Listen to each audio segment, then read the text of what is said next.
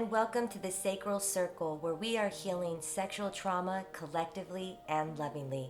I'm your host, Janie Terrazas. I want to thank our listeners for joining us today on the Sacral Circle, the self-love haven where we leave judgment at the door. I would like to remind everyone to subscribe to my podcast, The Sacral Circle. Just search Sacred Stories on iTunes.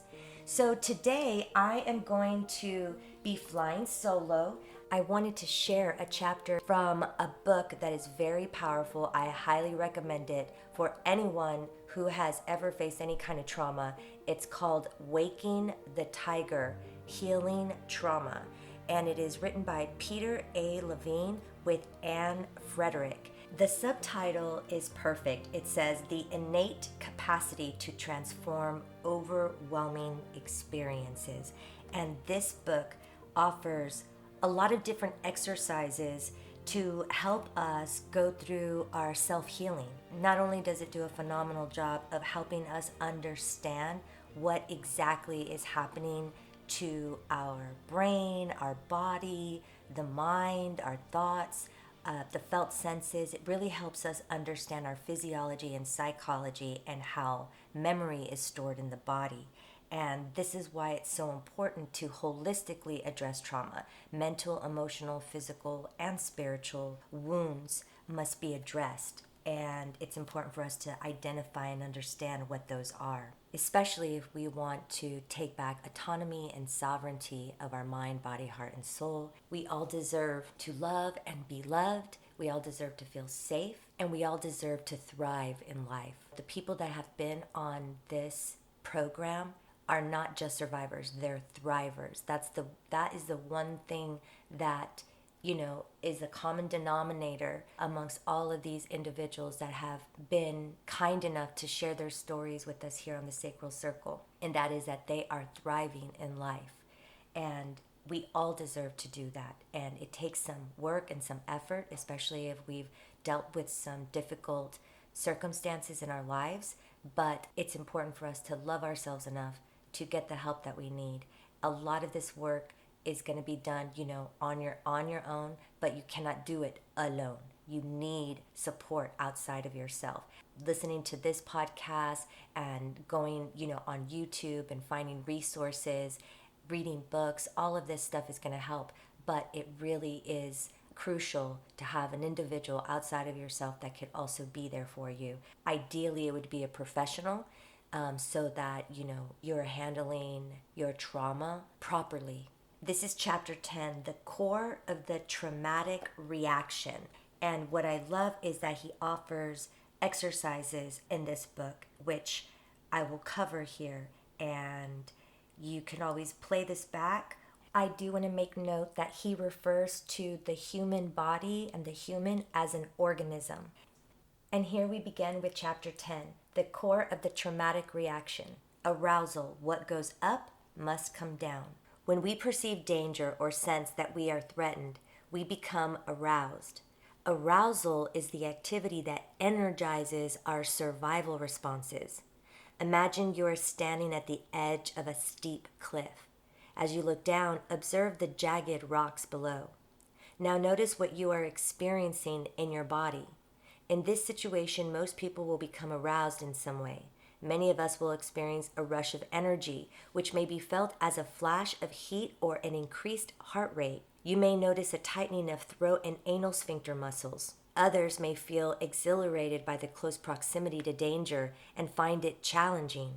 Most of us enjoy the natural high we get from wild arousal. Many of us seek out quote-unquote near-death experiences like bungee jumping, skydiving, and paragliding because of the euphoric feeling that comes with extreme states of arousal.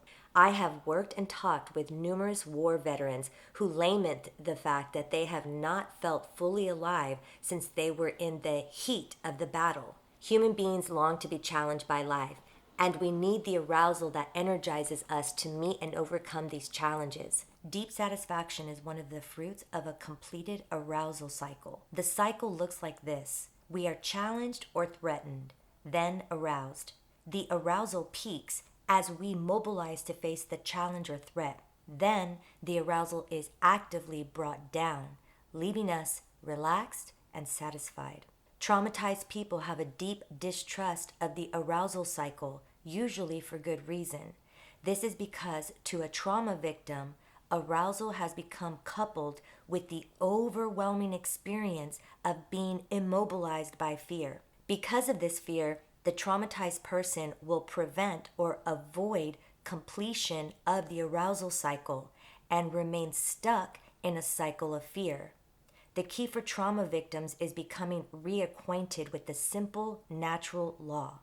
What goes up must come down. When we can trust the arousal cycle and are able to flow with it, the healing of trauma will begin.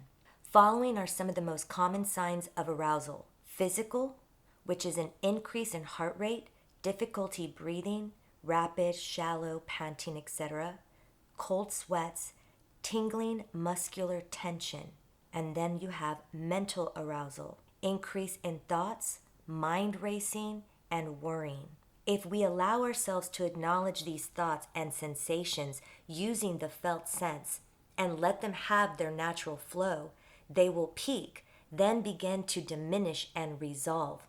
As this process occurs, we may experience trembling, shaking, vibration, waves of warmth, fullness of breath, slowed heart rate, warm sweating, relaxation of the muscles, and an overall feeling of relief, comfort, and safety.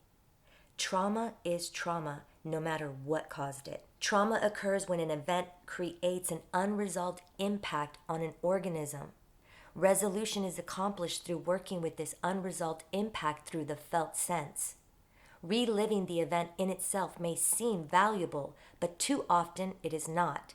Traumatic symptoms sometimes mimic or recreate the event that caused them. However, healing requires an ability to get in touch with the process of the traumatic response. The following exercise will help you understand why the organism's response to a threatening event is more important than the event that caused it. The exercise doesn't deal with trauma itself, but with the physiological response that initiates the potential for trauma. The exercise will also help clarify what trauma feels like, which is similar from person to person, and tells how to identify it. Here begins the description of the exercise. If you feel overwhelmed or deeply disturbed during any part of this exercise, please stop. The exercise may be too activating for some people. If this is true for you, I suggest you seek qualified professional help. For this exercise, you will need a pencil, paper, and a clock, or a watch with a second hand or a digital display. If you don't have such a timepiece, you can do the exercise without it. With pencil in hand and the clock or watch where you can see it, find a comfortable position and contact your felt sense. Tune into your arms and legs and feel the sensation of your body being supported by whatever you are sitting on. Now add to your awareness any other sensations that are present: the feeling of your clothes on your skin, the weight of the book in your lap, etc. You will need this awareness to do the exercise. Once you have a sense of how your body feels on the level of sensation, continue when you are comfortable. Proceed step by step through the exercise. For the best results, do the entire exercise in one sitting. Read through it before you do it. As you read and experience it, get in touch with your feelings and thoughts through the felt sense. Part 1. Sit comfortably and pretend you are in an airplane flying at 30,000 feet across the country. There has been some turbulence, but nothing out of the ordinary. Keep your awareness engaged as fully as possible and tune in to your felt sense. Imagine that you suddenly hear a loud explosion, boom, followed by complete silence. The plane's engines have stopped. How does your body respond? Notice the response in your breathing, in your heartbeat, the temperature in different parts of your body, in vibrations and involuntary twitching, and the intensity of movements, in your overall posture, in your eyes, in your neck, in your sight and hearing, in your muscles, in your abdomen, in your legs. For each item, make a short note of your responses. Make a note of the current time in minutes and seconds. Take a deep breath and relax.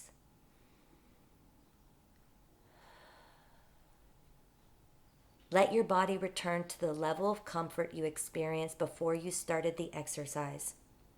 Focus on the felt sense of that comfort, and when you feel that you are ready to move on to the next part of the exercise, make a note of the time in minutes and seconds. Part 2. Visualize yourself sitting on the front step of some friend's house waiting for them to come home. It's a warm day and the sky is clear. You aren't in a hurry, so it feels comfortable to just lean back and enjoy the day while you wait for your friends to arrive. Suddenly, a man you had noticed walking on the street begins running straight toward you, screaming and waving a gun. How does your body respond? Finish the exercise as you did in part 1. Part 3. Pretend you are driving your car on the freeway. Traffic isn't bad, but your destination is still 20 minutes away. You decide this would be a good time to listen to some music. You have just reached for the radio when a semi-truck careens across the center divider and heads straight for your car. How does your body respond? Finish the exercise as you did in the previous parts. Part 4. Compare your answers for the first 3 parts of the exercise. How similar are your responses to each of the 3 scenarios? What is different? How easy is it for you to relax now? Make a note of the time it took you to relax after each exercise. Most people will have similar responses to all 3 scenarios. Any potentially traumatizing event, real or imagined, results in certain physiological responses that vary from person to person, primarily in their magnitude. This response is a generic phenomenon throughout the animal kingdom. If you personally find it difficult to control your arousal, then open your eyes and focus on some pleasant aspect of your environment. Whenever humans or animals lack the resources to successfully deal with the dangerous event, the arousal and other physiological changes that mark their response to the event will be essentially the same. Because everyone experiences the early stages of trauma in a similar way, you can learn to recognize this experience just as the exercise above taught you to recognize the initial response to danger. Once again, the place to look for these similarities is in the felt sense. How do they register in your body? The core of the traumatic reaction. There are 4 components of trauma that will always be present to some degree in any traumatized person. Number 1, hyperarousal. Number 2, constriction. Number 3, dissociation. Number 4, freezing, immobility, associated with the feeling of helplessness. Together, these components form the core of the traumatic reaction. They are the first to appear when a traumatic event occurs. Throughout our lives, we have all experienced these as normal responses. However, when they occur together over an extended period of time, they are an almost certain indication that we have experienced an event that has left us with unresolved traumatic residue. When we learn to recognize these 4 components of the traumatic reaction, we are well on our way to recognizing trauma. All other symptoms develop from these 4 if the defensive energy mobilized to respond to a traumatic event is not discharged or integrated within a few days, weeks, or months following the experience. Hyperarousal. During times of conflict or stress, most people experience symptoms such as increased heartbeat and breathing, agitation, difficulty in sleeping, tension, muscular jitterness, racing thoughts, or perhaps an anxiety attack. Though not always indicative of traumatic symptoms, these signs are usually due to some form of hyperarousal. If hyperarousal, constriction, dissociation, and a sense of helplessness form the core of the traumatic reaction, then hyperarousal is the seed in that core. If you reflect back on the previous exercise, you will realize that it invoked at least a mild version of hyperarousal. Whenever this heightened internal arousal occurs, it is primarily an indication that the body is summoning its energetic resources to mobilize against a potential threat. When the situation is serious enough to threaten the organism's very survival, the amount of energy mobilized is much higher than that mobilized for any other situation in our lives. Unfortunately, even when we know that we need to discharge the aroused energy, doing so is not always easy. Like many instinctual processes, hyperarousal cannot be voluntarily controlled. The following exercise is a simple way to experientially confirm this. Here's the start of the exercise. During the 3 scenarios you experienced in the last exercise, did you imagine or create the responses in your body, or were they produced by your body as an involuntary response to the scenarios you envisioned? In other words, did you make them happen, or did they happen on their own? Now attempt to deliberately make your body have such a response without envisioning a threatening scenario.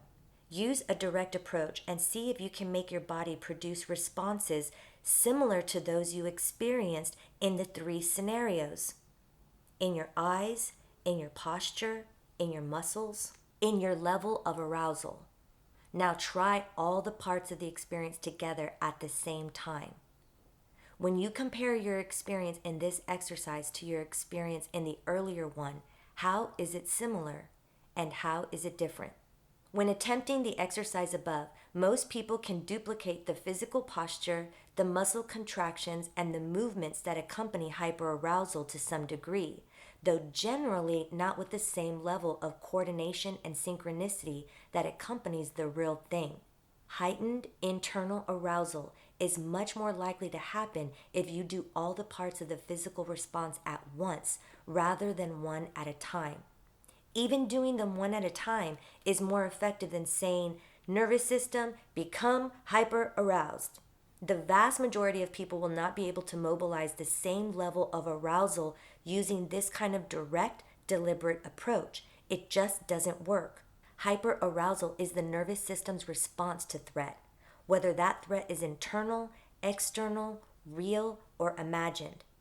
In the short term, the 3 other components comprising the core of traumatic reaction, constriction, dissociation, and helplessness, operate to protect the organism.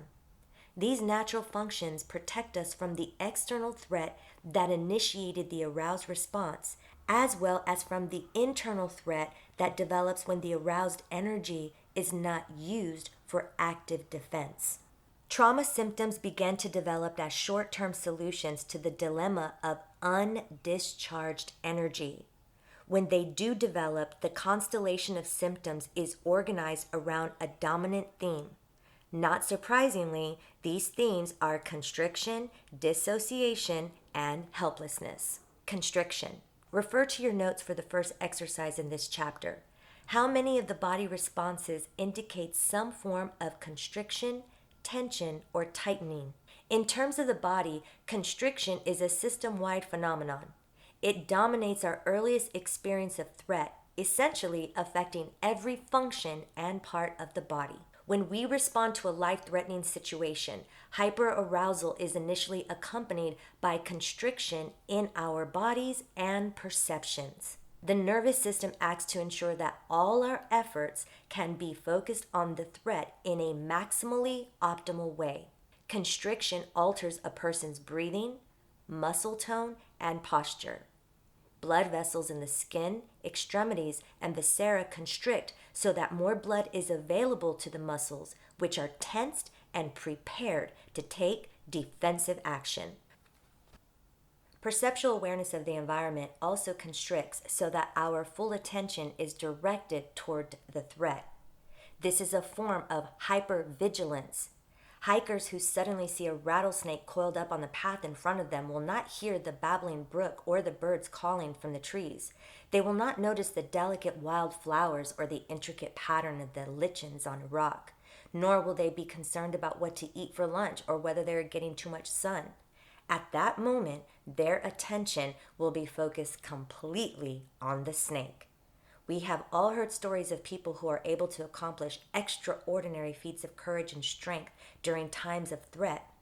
The woman who is able to lift the car that has fallen on her teenage son as he changed the oil is using the energy mobilized by the nervous system to help her meet and successfully deal with this potentially life-threatening situation.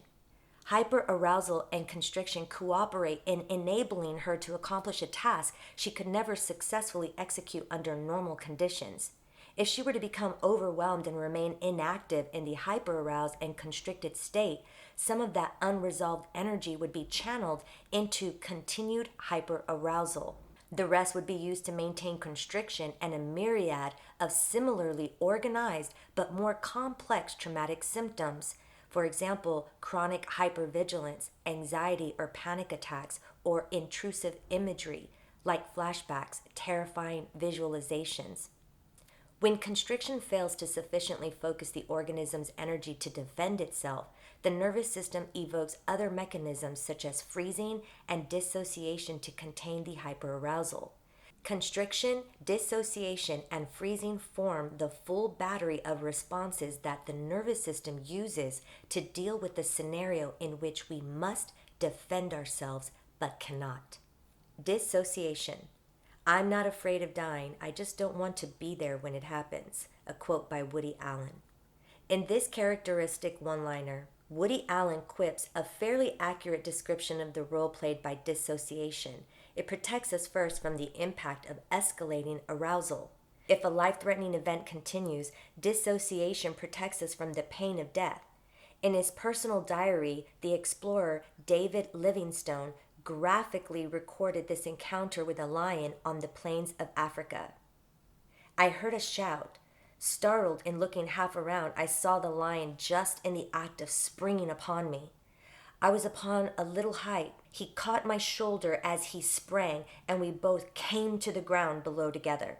Growling horribly close to my ear, he shook me as a terrier does a rat. The shock produced a stupor similar to that which seems to be felt by a mouse after the first shake of a cat. It caused a sort of dreaminess in which there was no sense of pain nor feeling of terror, though quite conscious of all that was happening. It was like what patients partially under the influence of chloroform describe, who see all the operation but feel not the knife. This singular condition was not the result of any mental process.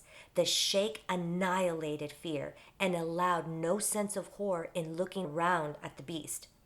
This peculiar state is probably produced in all animals killed by the carnivore, and if so, is a merciful provision of our benevolent Creator for lessening the pain of death. And this is where that quote ends. The best way to define dissociation is through the experience of it.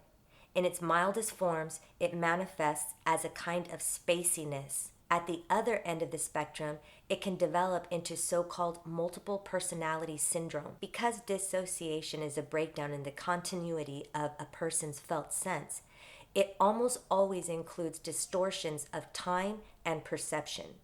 A mild variety of this symptom is responsible for the experience many people have when driving home from the corner store. Suddenly, they find themselves arriving home with no memory of how they got there. The last thing they remember is driving away from the store. Dissociation is also operating when we put our keys down, quote unquote, somewhere, and then can't remember where. At such times, we may tacitly acknowledge the momentary absence of the felt sense by facetiously referring to ourselves or others as having been, quote unquote, spaced out or out to lunch. In other words, out of our bodies. These are some of the forms that dissociation takes in our everyday lives. It enters into our experience specifically when we are faced with life-threatening situations. Imagine driving your car around a sharp curve on a narrow mountain road. Suddenly, you have to swerve to avoid a head-on collision with a truck coming straight at you. As you skid toward the narrow shoulder, watch the images unfold in slow motion. Then, with a fearless calm, notice that you are viewing someone else from the sidelines instead of confronting your own death. Similarly, the woman being raped, the soldier facing enemy fire, or the victim of an accident may experience a fundamental disconnection from his or her body. From a corner of the ceiling, a child may watch him or herself being molested and feel sorry for or neutral toward the defenseless child below. Dissociation is one of the most classic and subtle symptoms of trauma. It is also one of the most mysterious. The mechanism through which it occurs is less easily explained than the experience of it or the role it plays. In trauma, dissociation seems to be a favored means of enabling a person to endure experiences that are at the moment beyond endurance, like being attacked by a lion, a rapist, an oncoming car, or a surgeon's knife. Dissociation can become chronic and evolve into more complex systems when the hyper-aroused energy is not discharged. Individuals who have been repeatedly traumatized as young children often adopt dissociation as a preferred mode of being in the world. They dissociate readily and habitually without being aware of it.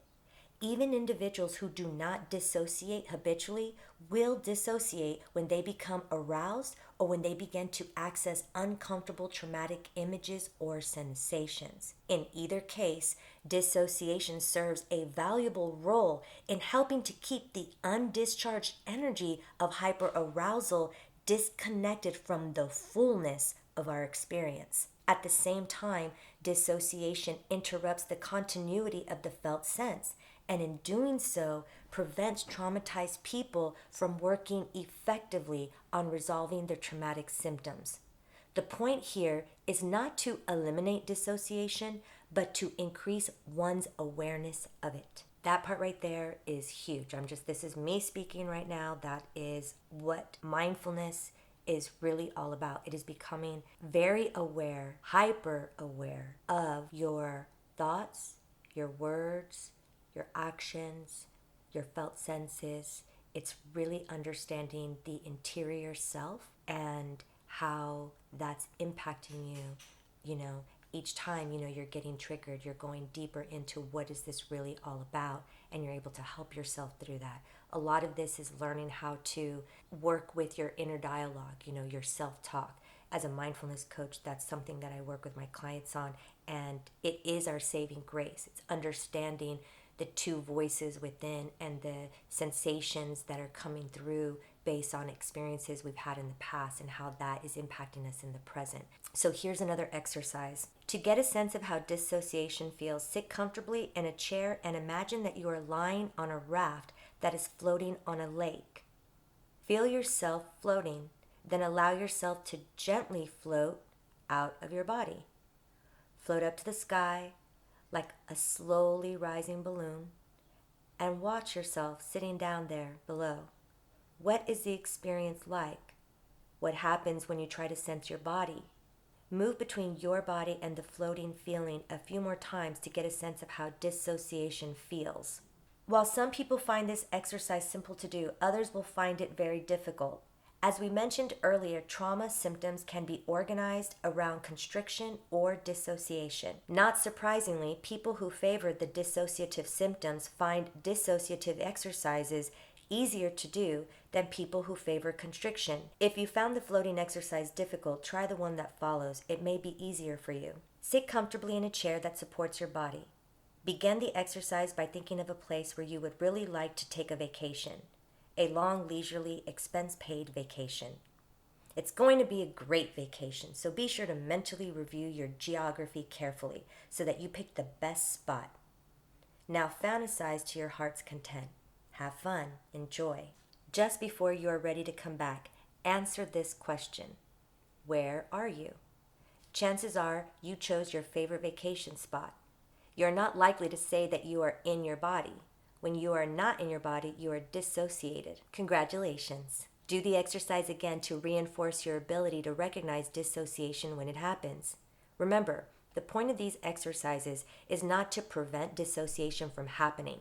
The point is to be able to recognize it as it happens. It is possible to be dissociated and to simultaneously be aware of what is occurring around you. This dual consciousness is important for beginning the process of healing and reassociation. If you feel resistant to learning about this dual consciousness, your organism may be sending you a signal that dissociation plays an important role in organizing your traumatic symptoms. If you do feel resistance, honor it and proceed slowly.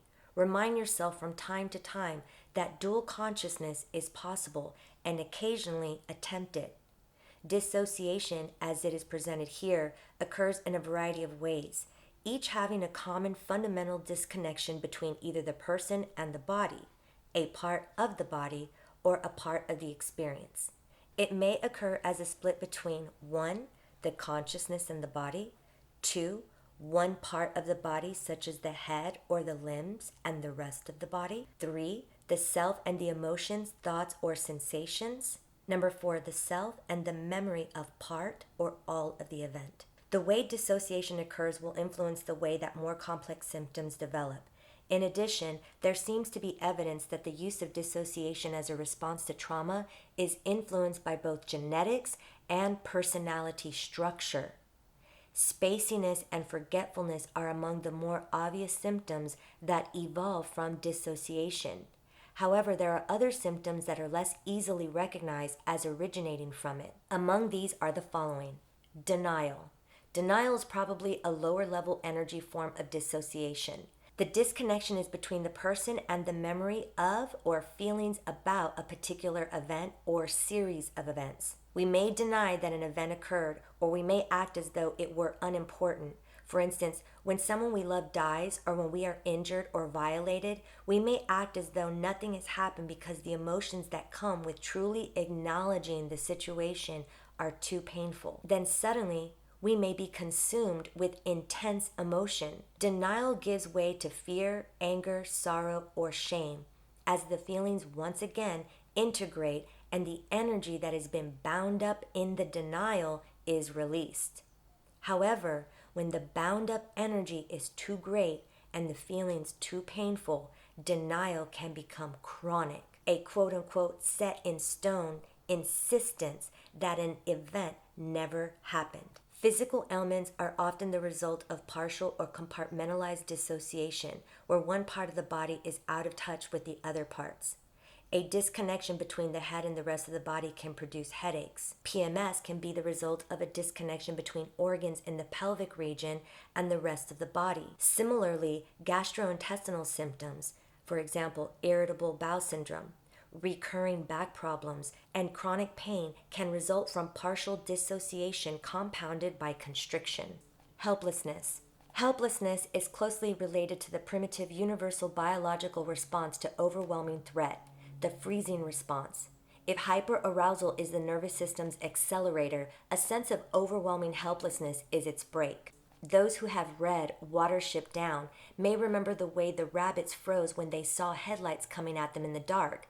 This is the freezing response. In the story, the rabbits called it Tharn. Unlike the automobile, in which the brake and accelerator are designed to operate at different times, with the traumatic reaction, both brake and accelerator operate together.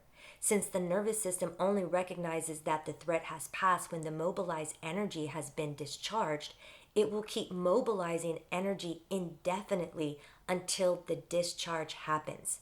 At the same time, the nervous system recognizes that the amount of energy in the system is too much for the organism to handle, and it applies a brake so powerful that the entire organism shuts down on the spot.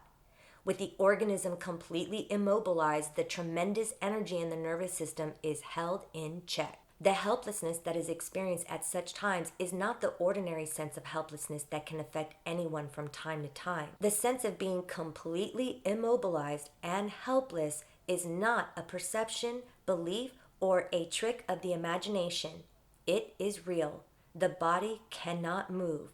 This is abject helplessness, a sense of paralysis so profound that the person cannot scream, move, or feel. Of the 4 key components that form the core of the traumatic reaction, helplessness is the one you are least likely to have experienced unless you have suffered an overwhelming threat to your life. Yet this profound sense of helplessness is nearly always present in the early stages of overwhelm, resulting from a traumatic event. If you closely examine your reaction to the 3 scenarios in the exercise at the beginning of the chapter, you may be able to identify a very mild version of helplessness. When the event is real and unfolding in a truly disastrous way, the effect of helplessness is drastically amplified. Later, when the threat is over, the intense helplessness and immobilization effects will wear off, but not completely.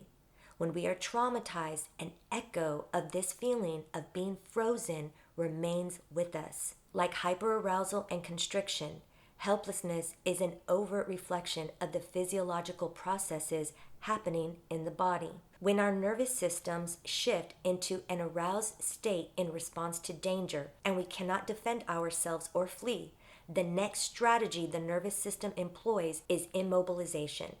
Nearly every creature that lives has this primitive response wired into its repertoire of defensive strategies. Hyperarousal, constriction, helplessness, and dissociation are all natural responses to threat. As such, they do not always end up as traumatic symptoms.